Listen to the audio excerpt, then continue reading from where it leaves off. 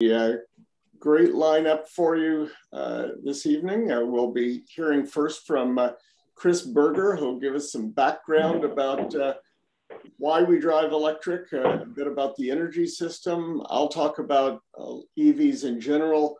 Chris will talk about a long road trip or two that he's taken. He's covered the entire East Coast. And then we'll hear from Holly Hallman with slides from Paul Hines, who are going to tell us about the great work that's been done at First Pres Port Townsend, Washington, in putting in a EV charger.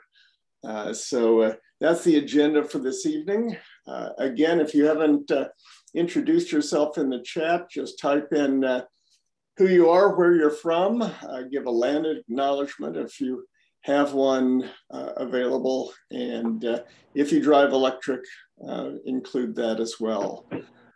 So with that, I'm going to start us with a prayer, just a quick prayer from the book Grounded by Diana Butler Bass. There was one that came up for their 40 days with Grounded that seemed especially appropriate for this evening.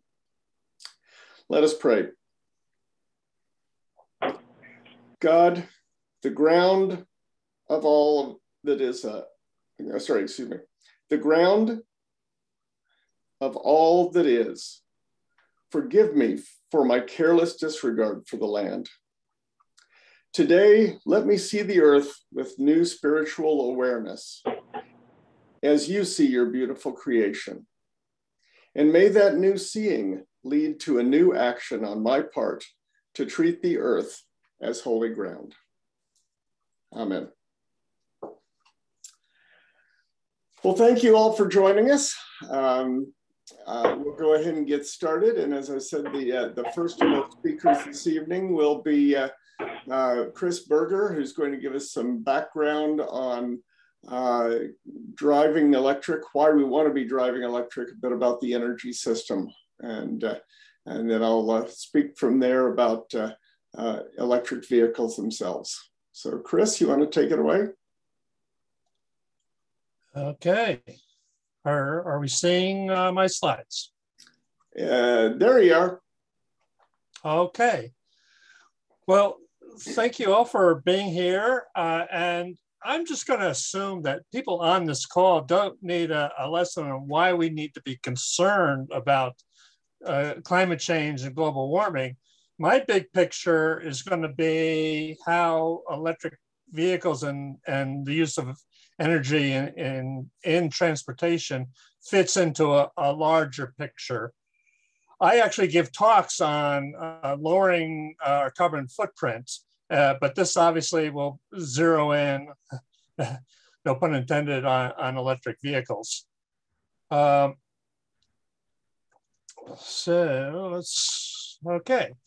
So actually, my family's journey started back in the first Earth Day in 1970, when we were celebrating the richness and beauty of the planet. We were all about raising awareness about the need to protect the planet and preserve its ability to sustain life. And if anybody was around back then, you might recall that many used the opportunity to protest and demand that the government should enact legislation to protect the environment, and business should be acting more responsibly. And not that my wife and I disagreed with any of that, but when it comes to finger pointing and saying who's responsible, the thing to always keep in mind is when you're pointing a finger, there's always three coming back at you. And we, upon reflection, we suggest, we thought, well, shouldn't we be taking responsibility for our own actions? And we asked what was the biggest personal impact we had on the environment. And what we came back with, for ourselves anyway, was the waste we produced and the non-renewable energy we consumed. So that first Earth Day back in 1970, we made two commitments, basically. We will not buy anything we were unwilling to take responsibility for, which really meant disposal was not an option, because disposal, and this is like a whole other topic, whole other workshop, if you will, but really disposal shifts consequences to somebody else. So it's really, when you're disposing something, you're not really taking responsibility for it. Last time we took our trash to landfill was the spring of 1992. And this is what we've produced since 1992. Fits in a grocery bag that weighs about 15 pounds. So not quite zero waste, but hey, pretty darn close. So the second commitment we made is we'll strive to become more energy efficient and use renewable energy whenever possible. And back in 1978, we were able to build a house that kind of fit our commitment, with all kinds of things to help make it energy efficient. And again, that's a whole other topic, whole other workshop. But the other thing we've done more recently is buy an electric vehicle.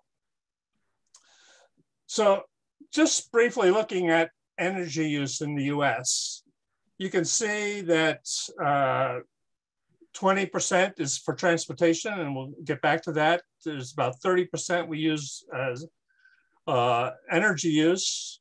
12% goes to providing the food that we eat. There's a lot of wasted energy there, again, and a whole other topic.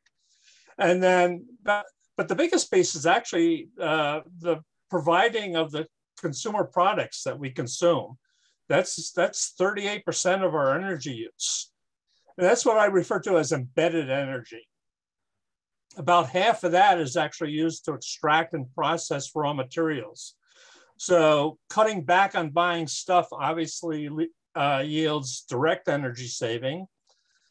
And if we recycle the material, recycling requires 3 to 20 times less energy than using virgin material. So if we can reduce and recycle, we can make a big dent in our energy use simply by paying attention to that kind of stuff. So in my bigger talk, I basically go over 8 things that I've come up with, 8 steps to reducing your carbon footprint. The recycling and composting is right there on the top because it is big. Eating habits, changing your eating habits. It's amazing how much energy goes into producing beef, for instance. I understand not everybody has the ability to choose your energy supply company. We in New York State can, and we can simply say we want our energy, our electricity being produced by wind, solar, and hydro. Another big one is practicing energy conservation, making your home as energy efficient as possible, reducing the energy waste and loss in your dwelling itself, electrifying all your home equipment and appliances, that's including heating, cooking, and hot water. The thing that a lot of people say is the pathway to decarbonizing our society is basically electrify everything and then make sure your electricity is being produced by renewables. Number 7 is electrifying transportation. And then I throw in 8, investing in renewable energy. You can save money by changing your ESCO, your energy supply company, but you can save a lot of money if you basically invest in solar panels, invest in renewable energies as a whole. And that's what we did on our house. We put solar panels on a roof. So with a big savings in the long run, it's about 1/3 of the cost, which actually feeds into the transportation because a lot of our charging, we're doing it from home. So obviously tonight we're concentrating on electrifying your transportation, that 20%.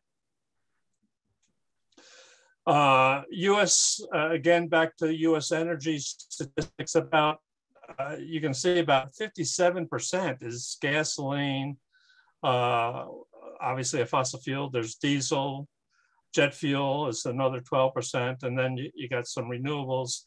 And natural gas, there's some vehicles that run on natural gas. But this is a big area that we need to pay a lot of attention to and do a lot of work in. And as it turns out, the internal combustion engine is super inefficient. It wastes about 75% of the energy. So not only are we consuming a lot of fossil fuels, but we're wasting a whole lot simply by the very basic dynamics of an internal combustion engine. So just briefly, urban strategies to reduce energy. The urban strategies, obviously mass transit, we should be doing more of that if you're in that position, if you're in an urban setting, making our communities more pedestrian friendly, using bikes, even electric vehicle exchanges can help, carpooling, ride sharing, all that is good strategies to follow to reduce energy. In rural settings, it's hard for us in a rural setting, and I'm in a rural setting, to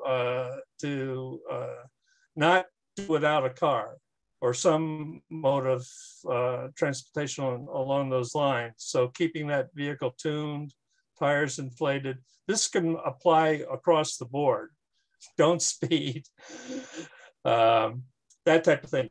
Telecommuting when you can, that type of thing. And then the final thing is moving to a hybrid or electrical. And when I say hybrid, you really should have at least a plug-in. Just a regular hybrid doesn't get you very much at all. So if you're going that route at all, it should be at least a plug-in hybrid. But ideally, your next vehicle should be an electric vehicle. That's the bottom line here. There's a lot of movement in the mass transit to move us off of fossil fuels. More and more of our buses, there's a real deliberate, intentional investment in mass transit, working off of electricity to power it. Anybody with an electric vehicle will probably have a home charger. And then the other big investment that we need to make as a society, and we're getting there, is just the public charging stations. So you're seeing more and more of it, and ideally, even that would be powered by solar energy, obviously. So the costs cost savings are real. There's less maintenance, but this is, I believe, is where Mark is going to do a deep dive into these types of things, how electric vehicles compare with the ICE cars. And as Mark said, I'll be circling back around and talk about my personal experience, both at home and on a few road trips. Mark?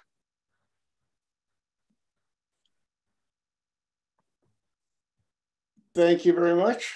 And I will carry on with the presentation regarding the electric vehicles themselves, and really talk about why it is that the future of driving is now. Driving electric isn't something in the future any longer. It's become something that is now mainstay, and it's easy to adopt and include in almost every lifestyle. So who am I? I'm a retired oceanographer, spent over 30 years with NOAA. I ended up as head of NOAA's Coral Reef Watch. I'm chief science advisor for the Netflix film Chasing Coral. And if you may have noticed that in the lower right there, The license plate that was on the Nissan Leaf, it's now on that blue Mustang Mach-E above. And that's the director-producer of Chasing Coral, my friend Jeff Orlowski. So I encourage you to watch the film Chasing Coral if you have not done so already. I'm an elder at Warner Memorial Presbyterian Church in Kensington, Maryland, involved in Presbyterians for Earth Care and other organizations. And my driving, we've had a 2016 Nissan Leaf since the 2017. We have had a Ford Mustang Mach-E for over a year. And the Leaf and our pickup truck go away very soon because my Ford F-150 Lightning was built last week, and I'm just waiting for it to be delivered. We'll be back to being a two-vehicle family and all electric at that point. We won't have anything in the house or household that runs on gasoline. So the logos you're seeing include the EVA DC logo and National Drive Electric Week. There are lots of great electric vehicle associations. I encourage you to look for local organizations for people you can talk with. EVA DC has been around since 1980. In the early days, these were people who were converting other vehicles into electric. This was a lot of do-it-yourselfers. But now the big push, of course, is about educating to the great EVs that are available on the market today. National Drive Electric Week, which I encourage all of you to get involved in, comes up in September. There are also events around Earth Day in April as well. But National Drive Electric Week is a community-led organization. Volunteers are giving presentations and showing off vehicles and so forth. It's not a place where you're going to run into many auto dealers. So you don't have to worry. They're not going to get a commission off selling you something. They just want to help you make the move to go electric. So these are great resources. And even if you're not in the Washington, DC area, the Electric Vehicle Association DC and Drive Electric Week are both great ways to find out about electric. So I'm going to talk a bit about the different types of electrified vehicles, talk about regenerative braking and energy efficiency, why going EV is so efficient, a little about EV charging, and we'll come back around that later on when we hear about what happened in one of our sister churches in Port Townsend, Washington. Talk about the benefits of going EV and the fact that they get cleaner over time. So electrified, you'll hear a lot in the auto industry where there are references to electrifying vehicles. Electrifying means adding any kind or applying any kind of electrical drivetrain system to a vehicle. So it's anything but an internal combustion engine or ICE vehicle. So electrified vehicles includes hybrids. So on the left here, you're seeing your standard hybrid, like of course the well-known Prius. Many of you, I saw mentions of having Prius or Prii, or Priuses. It's an interesting question. How do you pluralize Prius? Anyway, there, rather than just having a gasoline engine or a gasoline tank driving a gasoline engine, you also have a battery pack, an electric motor, and the regenerative braking allows that energy made by the gasoline engine to charge the battery and recover some of that, what would normally be lost energy. Now that's a regular hybrid. There's no plug-in involved. Electric vehicles come in two main forms at this point. One is the plug-in hybrid, so something like a Prius Prime or a RAV4 Prime. There's the Chrysler Pacifica hybrid minivan. There are a number of other vehicles out there that are plug-in hybrids. These continue to have gasoline on board. They continue to have a gasoline motor. You do get regenerative braking, recharging the battery pack, but that battery pack can also be charged by being plugged into the wall and drive the electric motor. And many of these will allow you to drive a certain distance, usually 20 to 40 miles on electric only. So most of the daily trips that you have, you can manage to do on electric only without having the gasoline engine come on.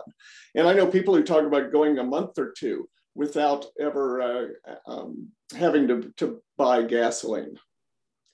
Now, the purest of these is when you get rid of the gasoline completely, whoops, and go to a battery electric vehicle or a BEV.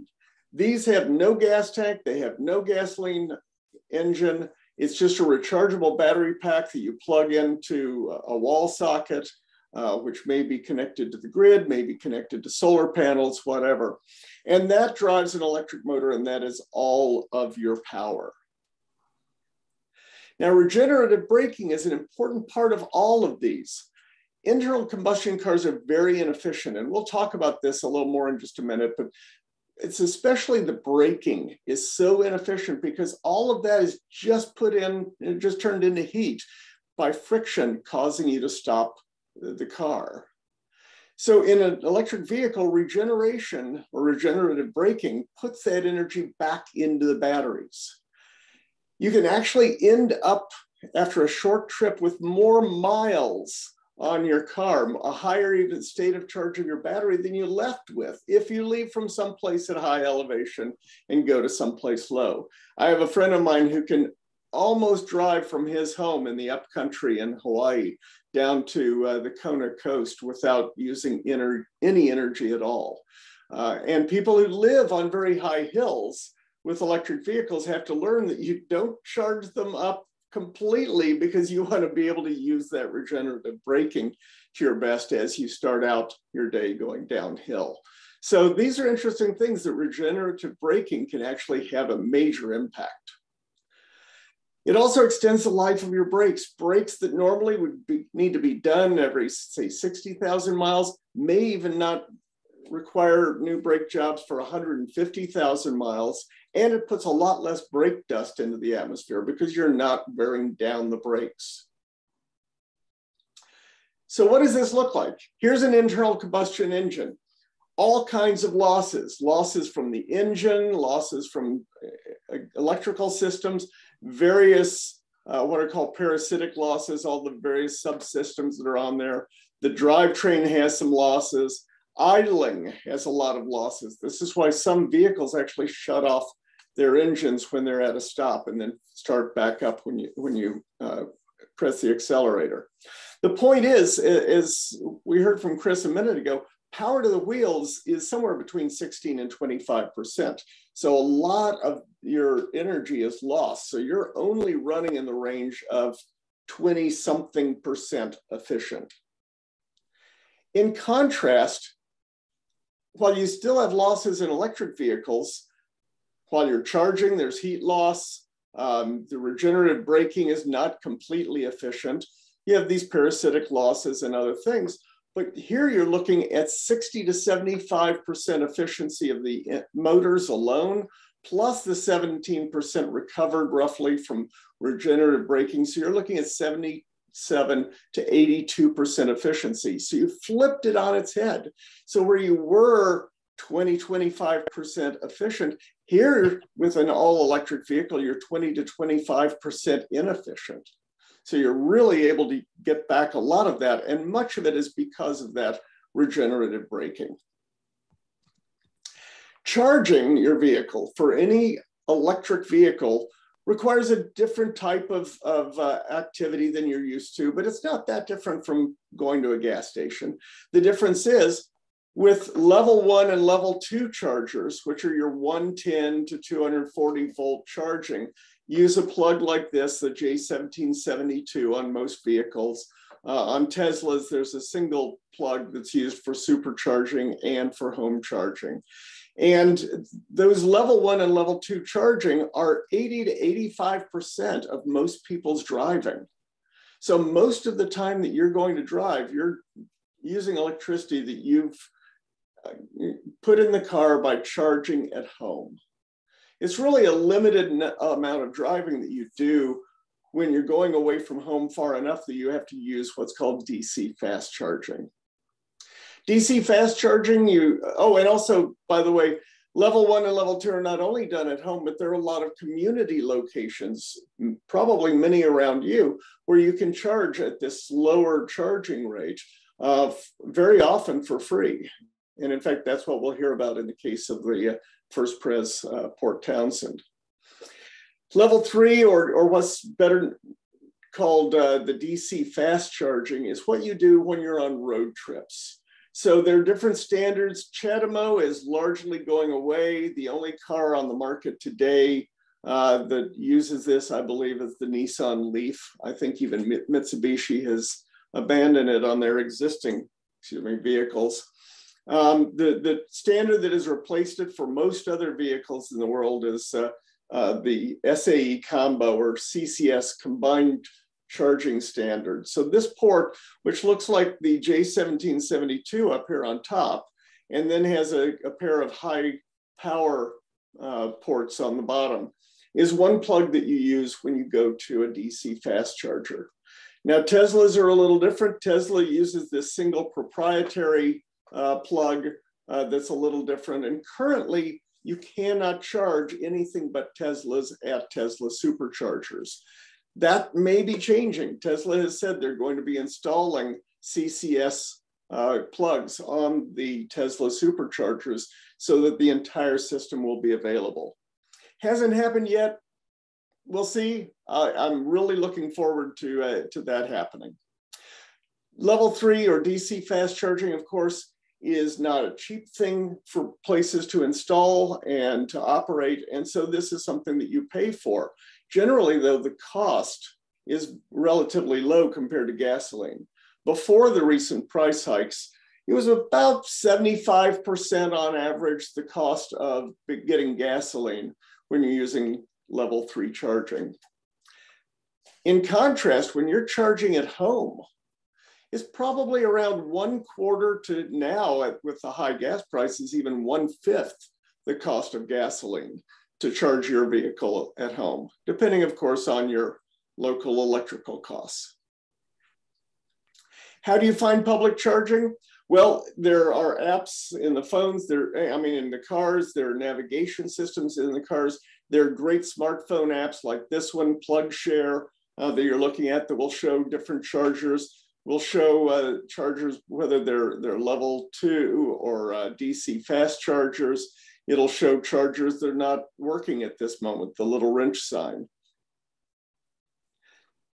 If you look across the entire US and into Canada and Alaska, you're going to see that you have DC fast charging systems all around the country.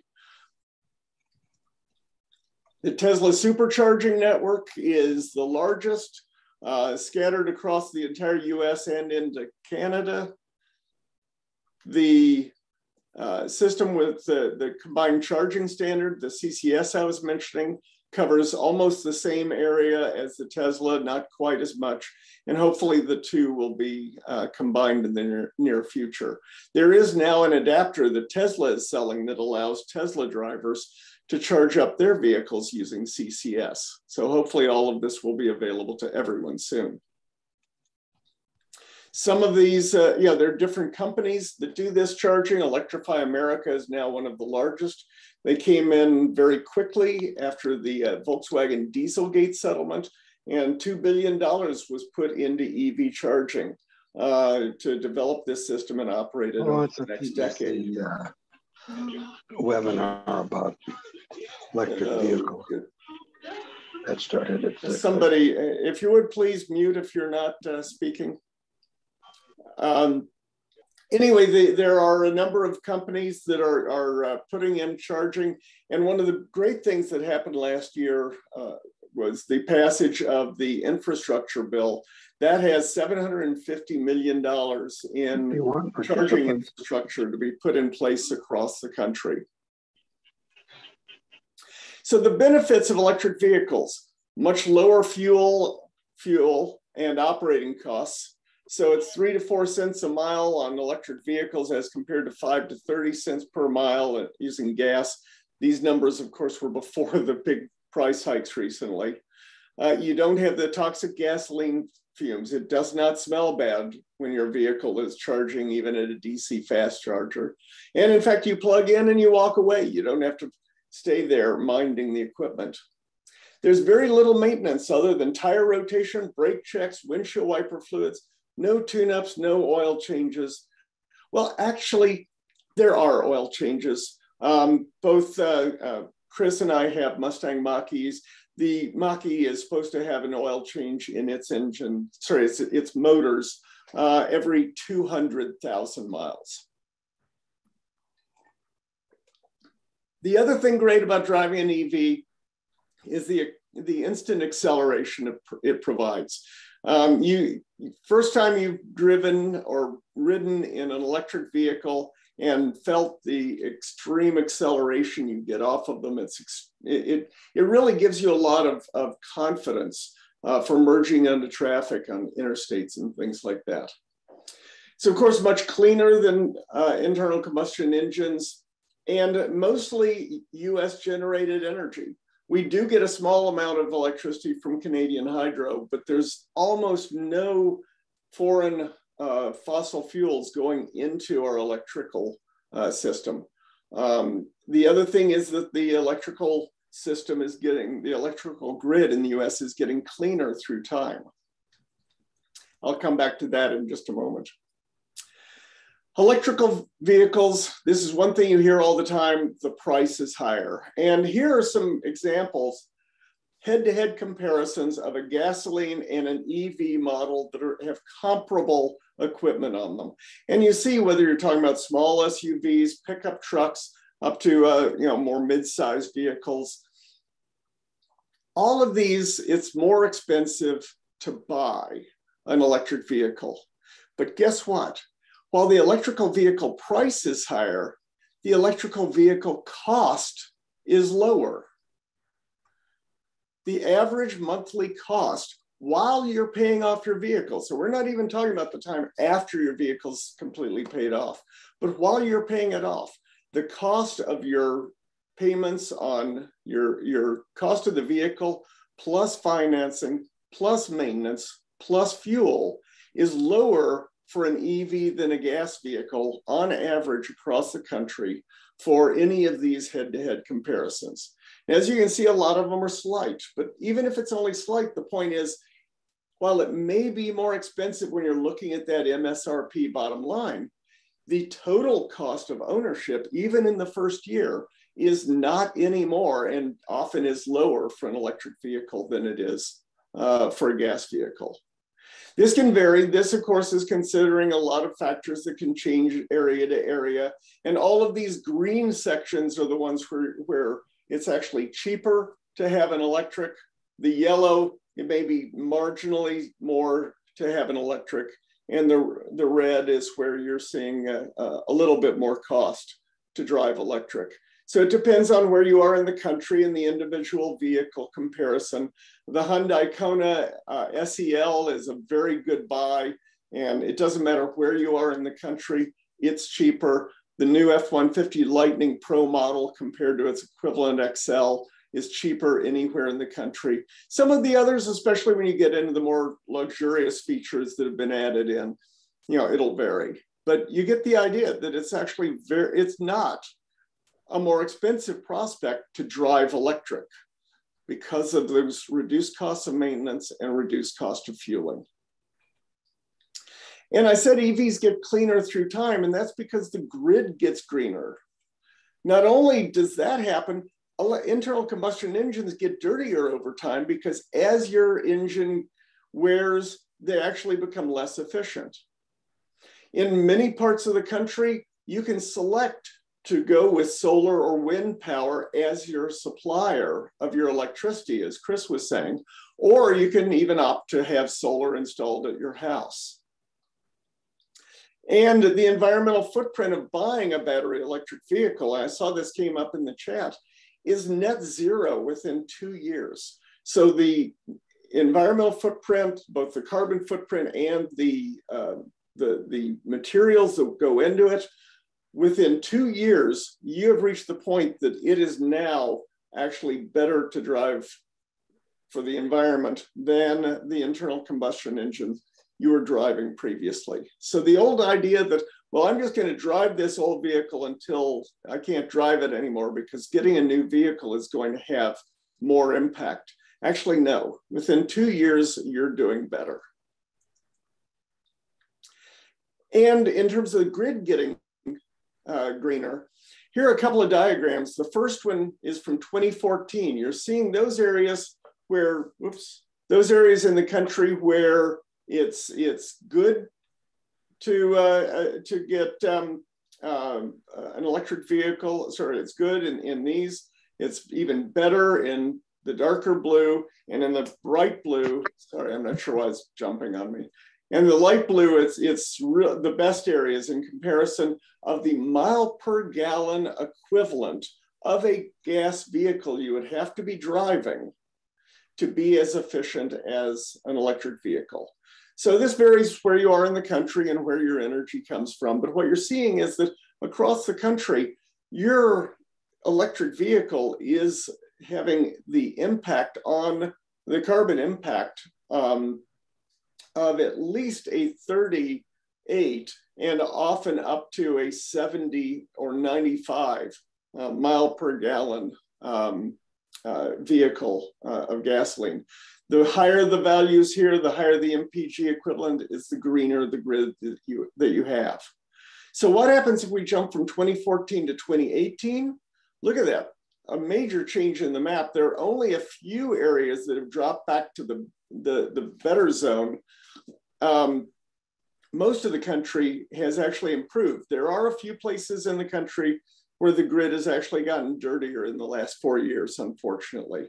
But for the most part, the grid has gotten much cleaner, and that has driven these numbers up to amazing equivalent mile per gallon that you'd have to drive in terms of a vehicle compared to your electric.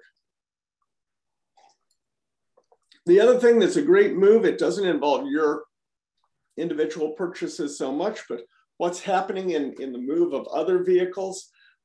Electric tradesman's vans, I actually just saw an e-transit electric version of the most popular tradesman's van in the country, made by Ford.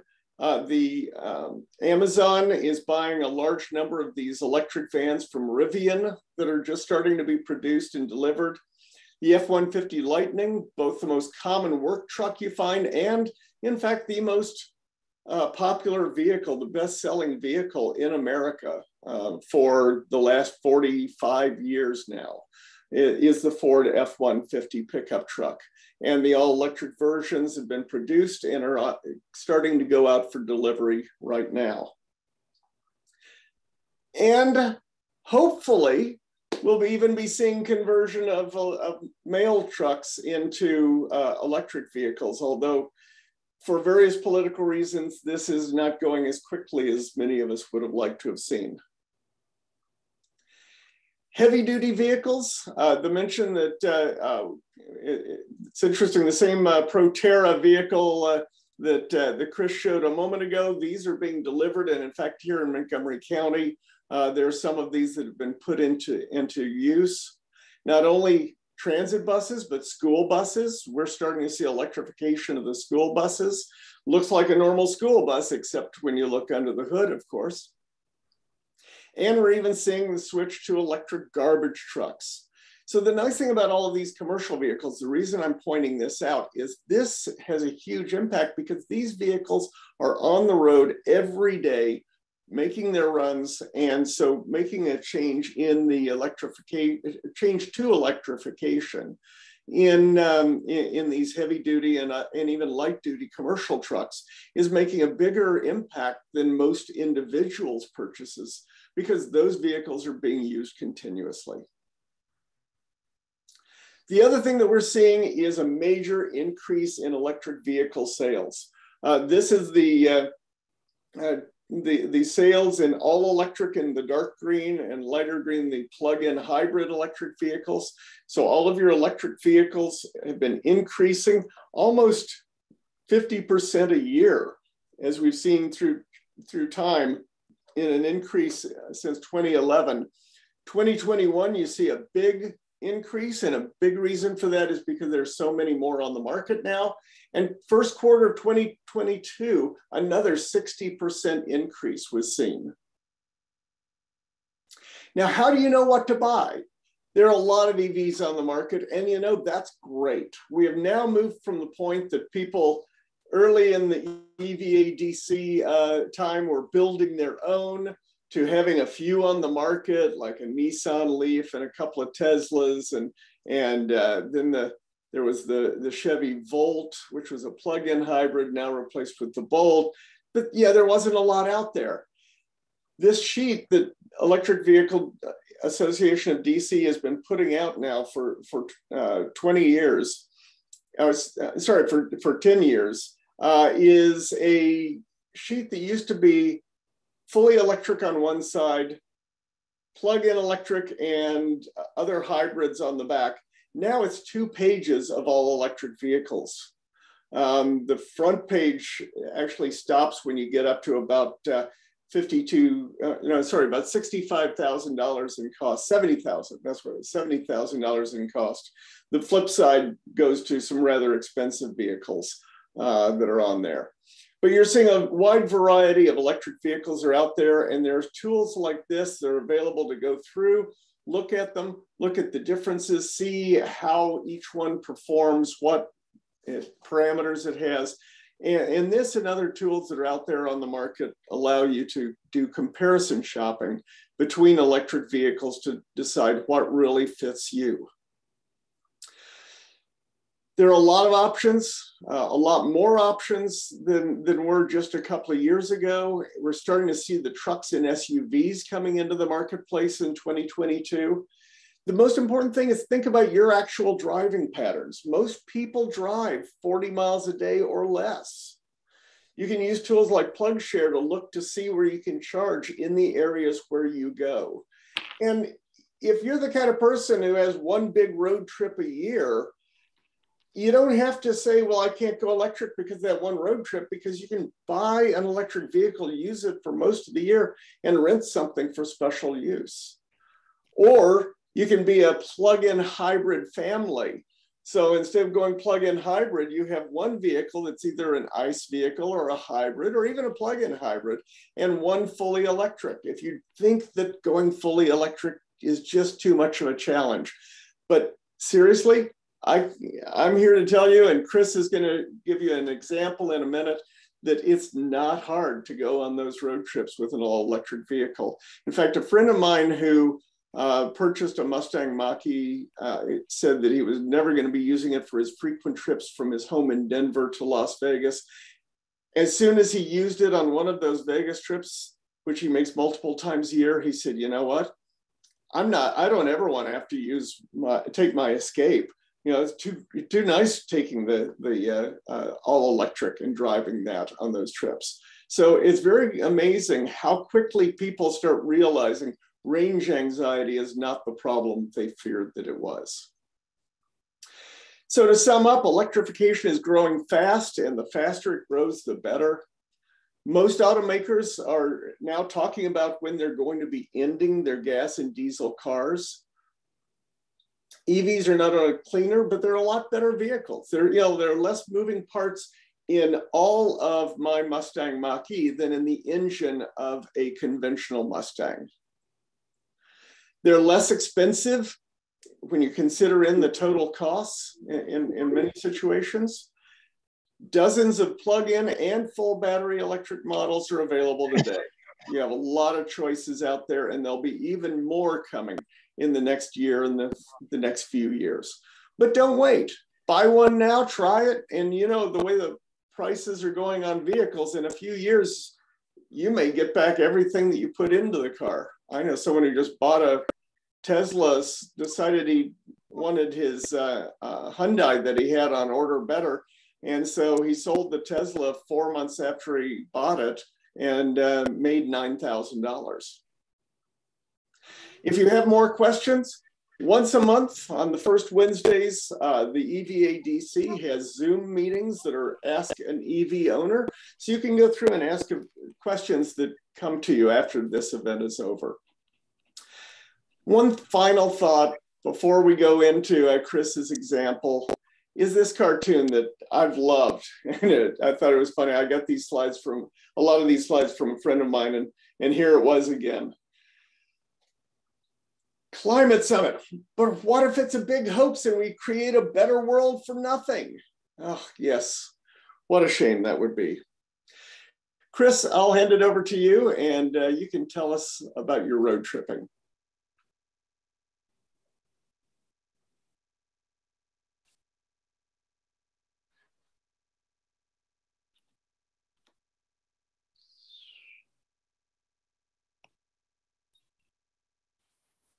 Chris, you're still on mute. Sorry. The surveys indicate the biggest reason people don't get electric vehicles is the range anxiety. It's called range anxiety. They don't think they can make it wherever they need to go with electric vehicles. Oh, that's beautiful. And the thing to keep in mind is your day-to-day use. Like my range is 220. That's not even an extended range Mach-E. I get a 220 miles of range, and which does go down in the wintertime. I have to be upfront about that. The cold affects the battery, and then you're heating the vehicle. So I noticed it dropped down to 190 during the wintertime. Still, there's a rare day that I'm going over 190 miles in a day. And it's like starting the day with a full tank of gas, because you're coming back, you're plugging it in, and you have 190, 220 miles to go every day. It's those road trips that are, you do change your pattern a little bit for the road trips. As Mark said, I've actually gone up to Maine. One of my daughters lives in Maine, and we yearly go down to Florida. And we've taken both of those trips with no problem whatsoever. The infrastructure was there. We basically, our pattern is typically drive 2 hours, get out and stretch, sometimes have a meal, sometimes not, go to the restrooms. And now we're just finding charging stations where we do that. The Mach-E, and I think they all really have these built-in navigation systems where you plug in where you want to go, and then that navigation system populates. It takes stock of what charge you're starting at, takes stock of your driving habits even. My wife gets a little farther range than I do, I'll admit up front. But it takes, and it even knows whether I'm driving it or my wife's driving. So it takes stock of all that and figures out where you're going to need your next charge and populates your route with those chargers. So, and leads you right to those chargers. So we've had a couple of car trips under our belt now, and I just wanted to, we had a Ford Fusion before this, got 25 miles per gallon. And we figured that trip down to Florida would have cost us 17 cents a mile if we had done it with gasoline. We were getting, and this is, we weren't even shopping around for good rates of electricity. Our typical rate we were finding was between 35 and 41 cents per kilowatt. And that would have figured about 11 cents per mile. I figured about 11 cents per mile. Now going from home,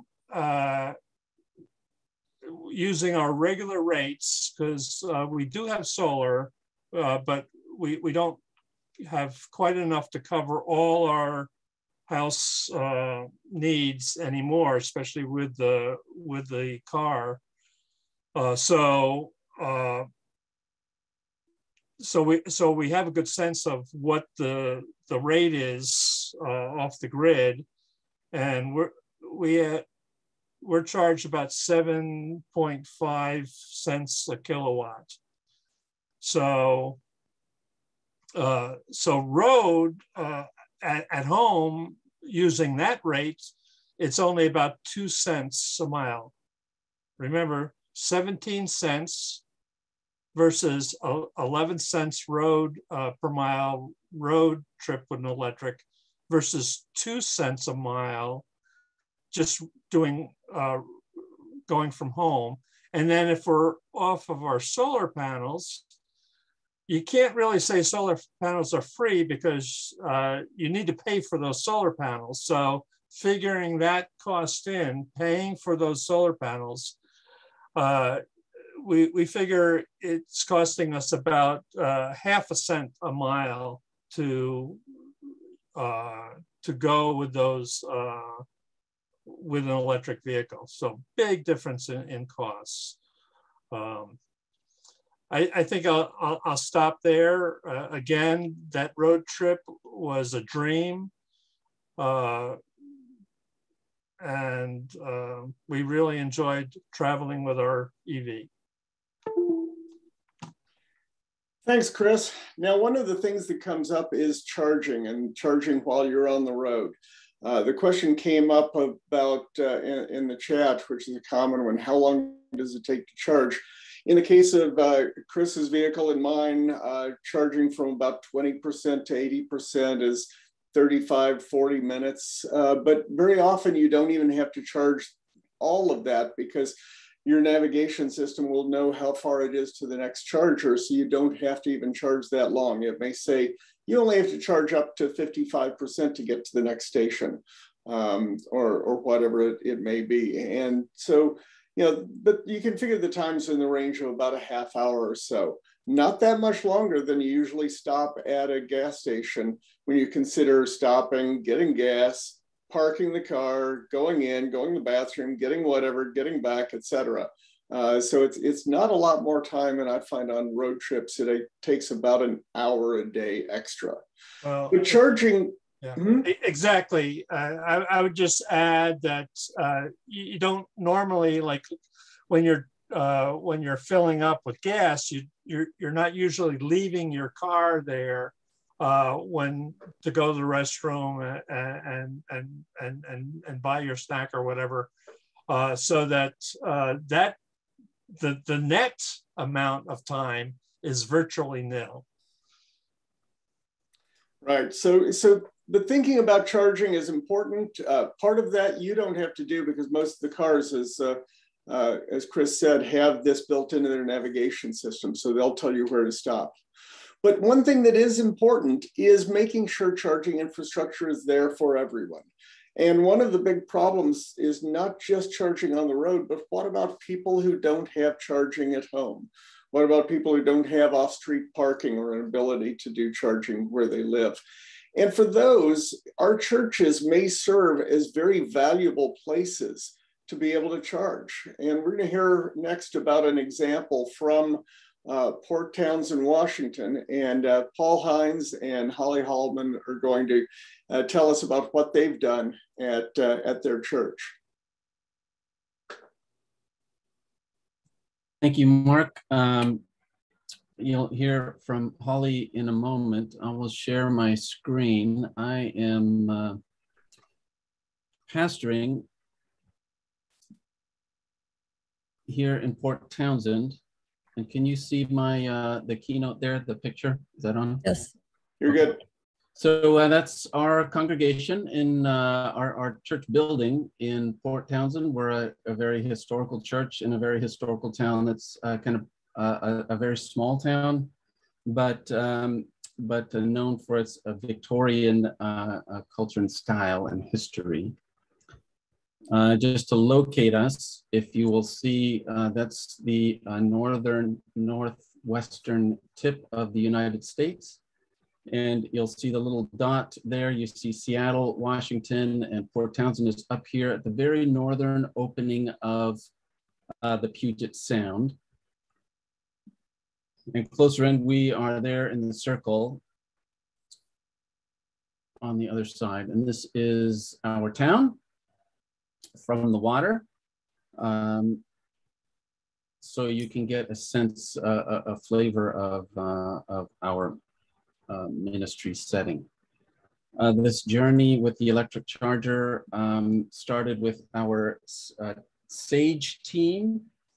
It's like many of your congregations, I'm sure, have an eco team or a green team. Ours is called SAGE, for Social Action, Justice, and Environment. And we work on a number of social justice and social action issues, and they are the main movers of this project. And we work in partnership with a lot of local and national other organizations that work on compatible and shared goals and work. And you'll see Presbyterians for Earth Care as one of them. That's who we are.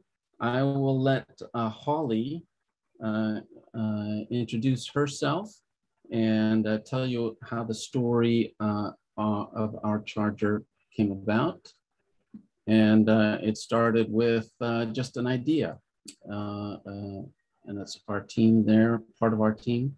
And I'll let Holly take it from here. So we wanted to put solar panels on the roof, and I think you just saw our roof. It was, it's quite traditionally steep, and it was going to be $100,000 to do that. And that was just out of the question. So we said, what else could we do? And if you'll see that side door right there, we thought, well, we can put a car charger there. And fortunately, we didn't. There was a power pole in the parking lot on the other side of the church, and it would be cheaper to put it there. And voila, we're under a tree, and that puts us smack dab in the. You drive up to the church and you see the EV station before you see the church. So this was Green Phase was having a do something and post a picture. So we got together in hopes that Session was going to approve this, and we would get this power pole, which you see on the left, going. And so not much after that, we held a different sign. Next slide, please. Oh, and this is a company we hired. Great. We had two companies to choose from. We had to go back and forth and do the politically correct thing. So that was our choice. It took us about 3 years to get this done. One of the things I want to say is, if you have, this is the installation, if you have an avid EV person in your congregation, you might approach them to fund this. It cost us in total a little over almost $4,000. And we had to have a trench drug, whatever, but that really helped get things going. Another thing that we used for funding, 3 years ago, we had a little thing with mesh bags, and we were making them and giving them away and selling them so people would use them for bulk food or fruits and vegetables in the grocery store, and quit using plastic. And then after they got a free one, we said your peas would be jealous. You had to get one for your radishes. And we sold them. And the $632 that we raised from that went into this, which empowered everybody in the congregation to feel that they had some ownership. And here we are after we had, at the conclusion of this little endeavor with Greenpeace, a different sign. So we got it done. We wanted to say to the community, which is a very liberal green community, we're part of this. Don't think of us as a 147-year-old church on the hill. We are engaged with this community, and we want to be the soul of getting our emissions down to the 2025, 2030 level that the community has set. And so Paul showed you our location. That Port Townsend is on 2 levels, down on right on the waterfront, and then up a cliff. And we are one Episcopalian church away from the steps, and that puts us closest to the post office than the whatever. Anyway, so it's just it's really fun. We're in a fabulous location for both the uptown people and the downtown people to come and use this. And being next to the post office is great. We have one of the mail carriers comes by every morning, and he plugs in his see the little BMW car over there. He plugs that in till noon, and then he comes by and parks it over there and goes on about his mail delivery. So it's been wildly accepted by the community. And I think that sometimes the SAGE committee, people roll their eyes, you know, oh gosh, here they come. They're going to tell us about some other calamity, or we're going to hear Catherine Hayhoe again. And that there's really been a sense of pride about our doing this, and the fact that the community's engaged. We didn't advertise it. Somebody put it on PlugShare, much to our surprise. When I got on to do it, it was there with pictures and thank you notes. The local news person came by. She lives 3 blocks, and she decided to take another route to work one day, and she saw our EV charger, and she, do you have that slide, Paul? Which one? Oh, the news story? No, I don't. Sorry. Okay, well, we're do I have it? We're above the fold on the front page of the newspaper, above the fold, and it's a whole half of that above the fold space showing our EV charger. I mean, how good is that, right? I will grant that it was probably a really lousy day for news, but we'll take it. So that really put us on the map. And it's been word of mouth ever since then. And I'm looking at the electric bill. When we put it in, we had, the first bill was $8.12, and the last bill was $148.48.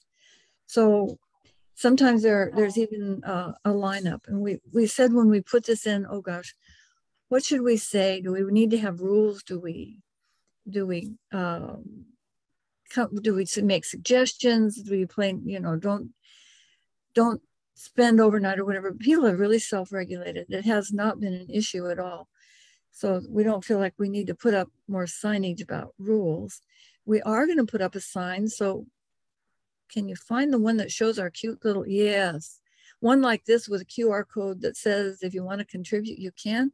And interestingly enough, in the report that we had printed out for this evening, shows that we've had 3 people donate $10 for this fund. And we got a note actually in the mail from a person who said the note's lengthy, but the person wraps up and says, in a year that has brought some financial challenges to our family, I deeply appreciate this incredibly generous gift of electricity and rules. This person travels 100 miles each way to a neighboring community to work in a land trust. And it's facilitated the ability of that person to do that. So I want to leave time for questions, because there've been some great questions in the chat. And I want to leave you with a smile on your face. We're all Presbyterians, and you know about the people who have a special pew that they love, but do you know that people also have a special parking place that they love? So it's been kind of interesting to see how that's worked out. And then we had to wrestle with, is this a members only thing on Sunday morning? It's been, anyway, ownership, our congregation owns this, and it's been a beautiful thing to see happen. So there's lots that we could say, but I do want to have time for questions. So Mark, Jane, somebody. Thank you very much, Holly and Paul. That's just a wonderful story. And a comment was made in the chat along these lines that says, you know, that's not much more than what it costs to upgrade your service and install chargers at the manse at the church. Well, that's basically what you did. I mean, this wasn't some sophisticated thing. You put in the normal commercial grade or heavy grade charger and electrical service, and yeah, it's not very expensive to do that. Yeah, so far this year we have spent $461 on the power. And we had to have a separate meter installed for that power pole. So that all that is included. We felt very much like it was a contribution and a ministry to the community. And I think it has been a very worthwhile investment in terms of our presence in the community and just the witness for Creation Care. And what was that total cost again? So far this year, we've paid $461. So that's going to be about, $1,400 for the year, for a year for budgeting for pasta. And that's not counting. We are planning to put up a sign that says if people want to donate, and we've had several people who use the charter say, how can I kick you a few dollars?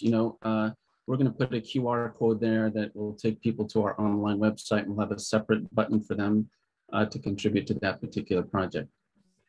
Great. And the cost of the installation initially was, Holly? Somewhere between $3,000 and $4,000, right, Holly? $3,980. Close enough to $4,000. Great. About $4,000, yeah. And that includes running that meter and that power out to that pole from the street. So getting to the questions, I've answered some of the questions in the chat as they've come along.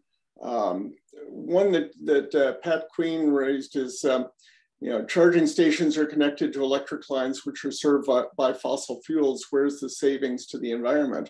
Well, the reality is that a lot of areas aren't using tremendous amounts of fossil fuels, and their grid is improving over time. Those were those images that I was showing.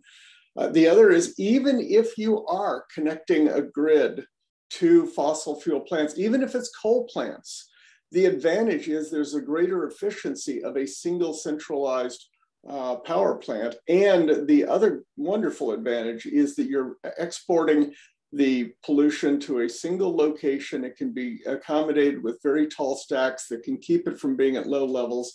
And so you're not producing a lot of pollution, and especially a low-level ozone that's so bad for people and causing asthma problems, especially in urban areas.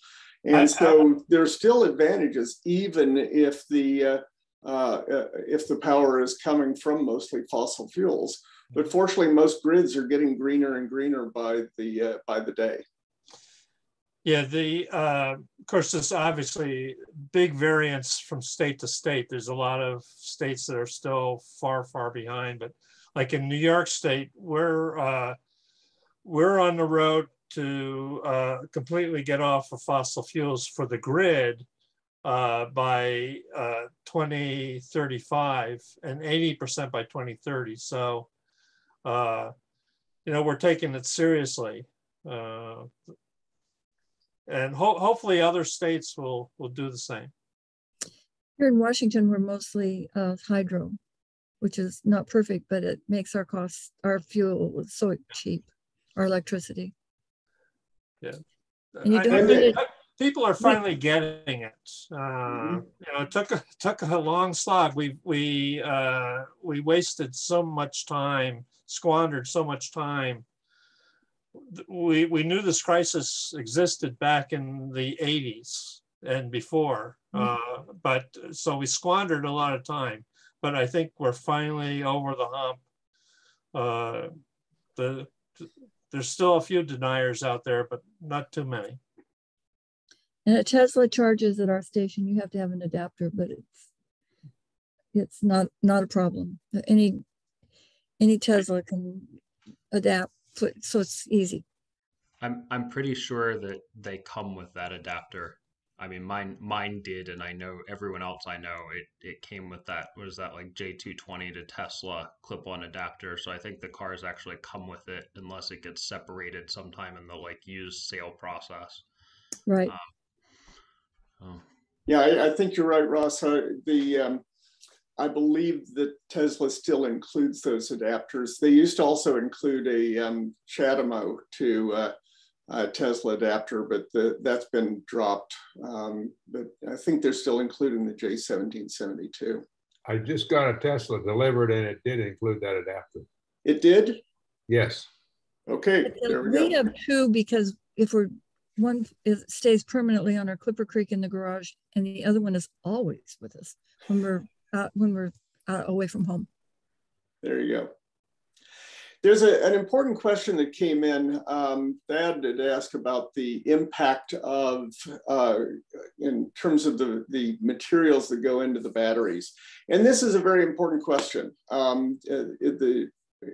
That references the lithium, but even more important than lithium, it's a lot of the precious metals, the heavy metals that are used, things like nickel and cadmium and vanadium, various compounds that are important that you don't hear as much about as the lithium. And there are a couple of things that are going on at this point. One is that there are changes that are occurring in the chemistry of batteries, where they're making batteries that don't require as much of those heavy elements. The new lithium ferrous phosphates batteries that are being put in place have the advantage of requiring less of those metals, but at the same time, they don't have the same energy density or ability to charge or discharge as fast. So though there are companies that are looking at putting those, Tesla is one of them, is looking to put lithium ferrous phosphate in the lower performance, the lower end vehicles, and then save the current sort of lithium chemistry for the more performance vehicles. The other is lithium itself, and there are a variety of sources. On land mining, there's the new programs that are going in place to try and pull it out of the water that's already being brought up to the surface through geothermal plants, where you can pull the lithium and other metals out of it, then push the water back down, it gets heated and comes back up again. But the important thing to remember about all of these metals is, yes, there's a cost on the extraction, and we absolutely need to do everything we can to be on top of those mining industries to make sure they're being as responsible as possible. That's absolutely something we need to be doing. But if you compare that to fossil fuels, where those coal or oil resources are being brought out of the ground at great impact, and then once it goes into an engine, poof, it's gone, the energy is gone, and there's nothing there.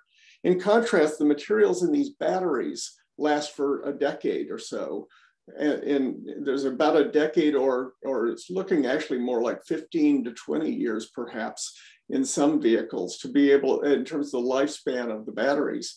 At that point, the battery may not be usable in a car, but it can be used in other applications as backup battery systems. And then after that life is gone, now we're talking a couple of decades down the road.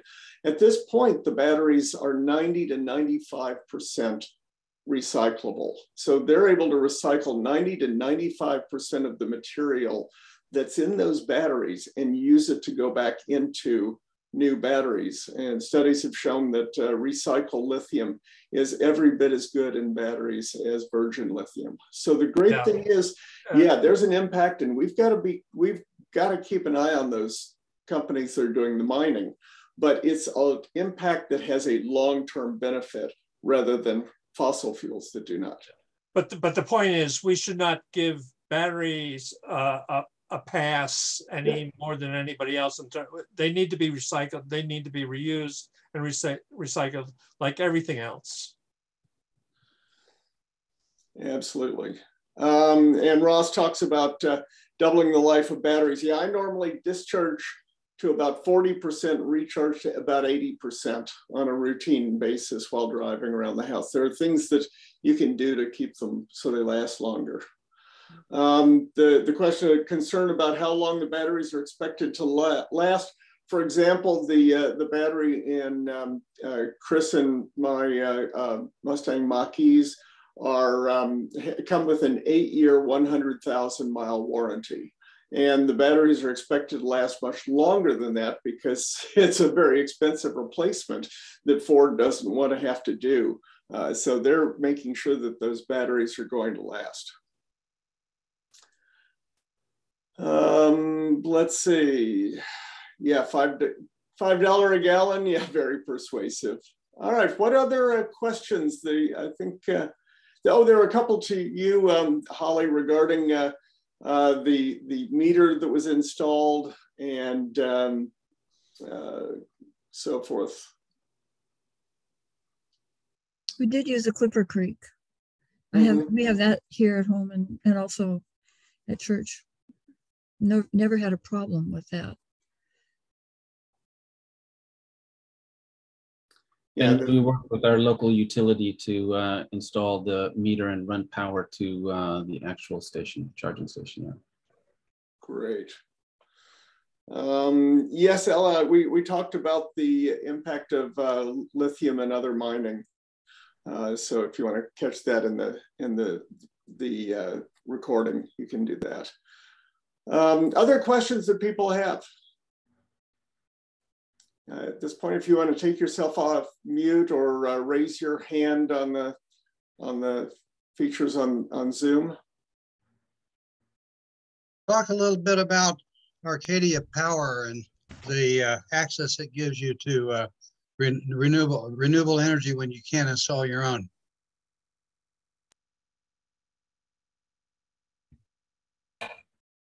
So Arcadia is one of many companies that are out there. There are, in a lot of areas, there are multiple companies you can go with. Our home is an example, unlike Chris's situation. It really is not practical to put solar on our roof. We've got some big, beautiful old trees that shade the house nicely. And in fact, we had solar folks, they looked at it and they said, yeah, you know, you got these big trees, you could cut them down and get solar, but you don't want to cut those trees down. So, so as a result, what we've done is for a while, we were getting our energy from a supplier similar to Arcadia. It was a different one. But there are these suppliers you can go with through your utility company to be able to buy an alternative energy supplier. Now, what we've done is in the local area, there's a community solar project that was put together by a company called Neighborhood Sun. And in Prince George's County, the next county over, there's an old landfill that was retired. And they covered that landfill with solar panels, and we're a shareholder in that. We get 70% of our electricity from that solar farm, and then the remaining 30% we buy from a regional wind supplier. So the windmills that are found in Western Maryland, West Virginia, Pennsylvania. How much did it cost to buy shares of that complex? It costs us, our electric supply is cheaper than the prevailing rates from Pepco. Yeah, it's pretty much the same in New York State. Our options are very similar. I mentioned the ESCO, the energy supply companies, and there's a number of them out there that wield renewable energy that typically gets you a 5 to 10% less cost than what's out there fossil fuel wise. You also, if like you're in a situation like Mark, your roof isn't situated well, or you have those shade trees that you don't want to cut down, you can actually buy into or lease into community solar farms, which are basically like energy co-ops. Mm-hmm. And those savings can be 20% cheaper than your fossil fuel supply, or I've seen some out there. Basically, the economics of solar is about 1/3 of the cost of fossil fuels. So if you're not getting your energy for 1/3 of the cost, then you know there's some people making money, which is okay too, I guess. But. We actually have an exciting project that we're working our way through the approval process right now at our church. Warner has a very large roof. It didn't used to be large enough to interest people, but Montgomery County, Maryland has started going into this distributed community solar approach. So we're going to be putting solar on our roof, and the expectation is that it will make close to twice as much power as our church needs. And the rest of that will become available for community solar. And our intent is to have some members of the congregation come in as full freight paying, and everybody gets the church and those individuals get it like a 10% discount on their power. And then for low to mid income people, have the opportunity to come in and get like 35% reduction in their power costs. We're doing something very similar in our church, though actually we're not taking, again, I'm sure it varies from state to state, but ironically in our states, churches can't get any tax benefits from it. So we figured out that we were better off just making our roof into one big solar farm for people to buy into, as opposed to us, because in the long run, people can get a better deal. Yeah, that's great. Okay, a couple of hands up. Keith, I see yours first. Yeah, we wish that in Ohio we had all these nice things of shared solar, but the forces that be have done their very best to hold it back. So we can't share solar from church to congregants, and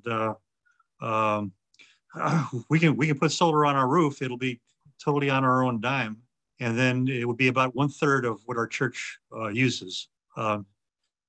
So that's what we're currently looking at. Ohio does have choice where you can buy go with third-party suppliers online, and that's what I've done at my home. But it is a little more expensive than fossil fuel. It does vary from state to state, and if you don't have good programs in your state, that's a good place to get involved in advocacy and have your church push for better programs in your state. Thad. Well, thank you. I don't want to belabor a point. I really appreciated your time, but you know, we have our eco team has a sign of acknowledgement of a place that has to do with Kansas, and of course we're located where Haskell Indian Nations University is also. You know, the mining for lithium, I agree, it's a trade out, but it's tough because where they're mining, indigenous communities over and over and over again in Chile and this place. So again, it's a colonialist settler mentality, and we're affluent and we're powering that through. And I don't know, it's a dilemma. That's all I can say. It is a hell of a dilemma that we're going to have to struggle with. So it's not just, it's going to have to, if we want pressure on corporations to do mining, don't mine in those areas. Okay, where do you go? That's the question. So I just want us to be transparent about it. And I'd like to have one of those electric vehicles too, without guilt of any sort, but maybe some responsibility. The very good comments, and these are things we need to be keeping in mind. I'm really hopeful some of these programs that are using lithium or extracting lithium from geothermal fluids are going to come to pass, because then you don't have to worry about any of the mining issues that come in other locations. So yeah, you're absolutely right. And Chris, I think you said it well. We got to hold their feet to the fire.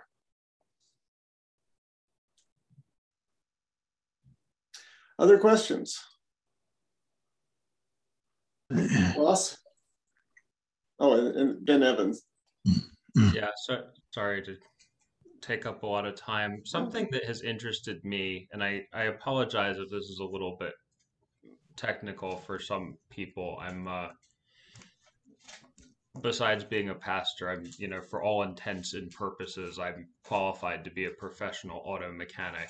And despite electric cars being, as you say, a much simpler machine, and a more elegant machine, which they are, there's a drawback right now, which is artificial, that most of that simpler machine is buried behind layers and layers of nonsense proprietary software, with things like Chevy installing a secondary OBD bus in the bolt. So there's one, pardon me, that's my daughter.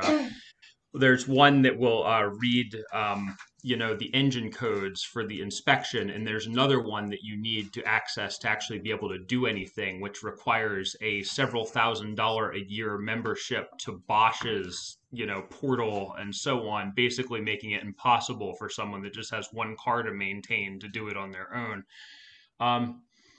Is there any movement or any ideas for, because I know some, you know, like that Aptera, you know, they're sort of promising a right to repair set up with that, but that car has been, you know, I've wanted it as long as it's been, you know, unobtainium and vaporware. It's just, you know, maybe by the time I'm 70, it'll be available for sale actually. But is there any other, because I mean, it is just, it's terrible the way that they will stop you from doing repairs on just, I mean, just a coil of wire on your own, and it could be so affordable, you know, to take care of these things. Yeah, of course, this isn't just simply related to EVs. Yes, yeah, that's there's very just true. so many stuff out there. New York State, again, it's state by state, but and it'd be nice to make this a federal thing. But we're actually debating a right to repair bill in Albany, coming out of Albany as we speak, and that, of course, will apply to this. But it's so indicative of just about anything we buy nowadays that we really have to change that around. And you know, a lot of us are trying to set up repair and reuse centers that deal with a host of things, not just simply EVs, but a lot of the stuff that we should be making it differently, because so people can repair their stuff. Yeah, this is a big issue. I know that within the Mustang Mach-E community, there are people who have the licensing for the what's called FDRS, the software that's required, and the licenses you have to go in and reprogram modules.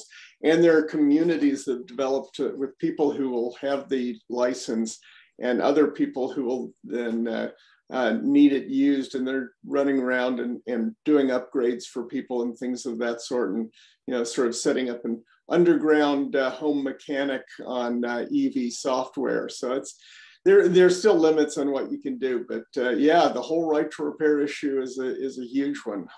Farmers are pushing back on it hard because they're in many cases are unable to repair their own tractors because it has to be taken to the dealer, and the dealer very often is a long way away. You know, transporting a combine is not an easy thing. So it goes a long way beyond cars, real issue. Evan, you had a question. A quick clarification. Lithium from geothermal will probably be a rather rare case. The Salton Sea geothermal resource in California has a whole periodic table worth of elements dissolved in at high temperature, high salinity, but I think that's a rather rare case. Yeah, it really depends on how much supply you can get out of those, but that's a very good point. Thanks. Well, everyone, thanks for coming on. This was a very great turnout, and the recording will be made available, and the slides will be made available for people to look at afterwards. And so if you have any questions, you can follow up with me and Chris. I'm sure we'd be open to having people follow up if you have questions, and certainly I think Paul and Holly for ideas on churches. This is just the start of a discussion of many things that we can do as church communities. So thank you all for being here. And I don't have, I regret I did not do one duty I should have, which was to look and see if we have a scheduled date for a next seminar. But follow the Presbyterians for Earth Care website and social media sites to watch for more exciting seminars. I know we have some more coming up in the very near future. So with that, everybody, thank you for being here, and have a great evening. Thank you.